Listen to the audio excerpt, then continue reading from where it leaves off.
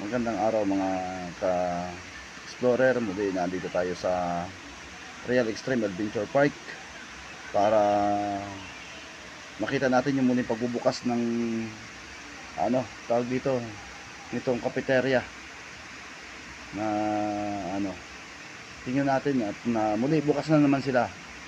Nagkaroon lang ng konting antada nung nakaraan kaya hindi sila nakapagbukas. Tingnan po lang natin. Ito mga ka-explorer, muli nagbukas na naman sila at patuloy na natin yung kanilang pinapromote natin yan. Bubukas ulit sila ulit. Tingnan natin yung kanilang yung magandang site ng kanilang ito yung kanilang cashier ng si Noralyn. Bati ko naman. Ayan ang dito.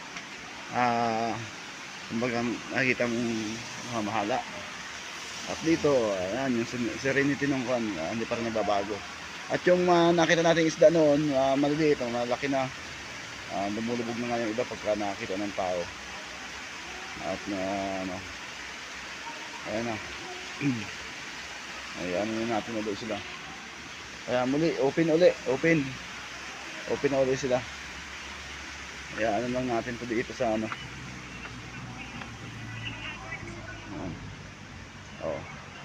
makita ulit natin yan.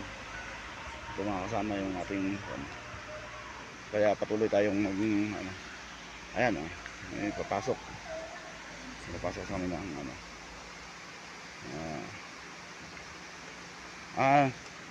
nung order pala kanina. Ayan ang ating lang natin.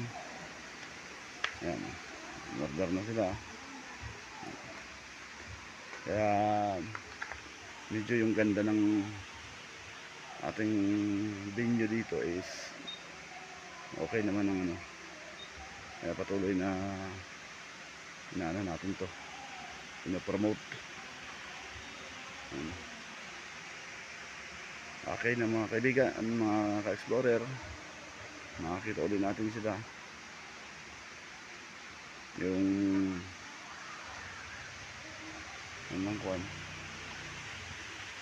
yung opisina. Okay na mo. Ayan si Nanay Tessie at ating babatiin natin para mabigbigyan natin ng natin yung ayan po ang natin.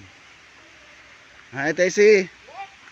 At ano masasabi mo na muli pagbubukas muli nung Salamat naman at naging okay ulit itong Real Extreme Adventure Park. Pero congratulations. Congratulations daw. Hindi ko alam kung bakit congratulations. Hindi ko po alam sinasabing congratulations. Ano po? Ayan. Kaya tayo.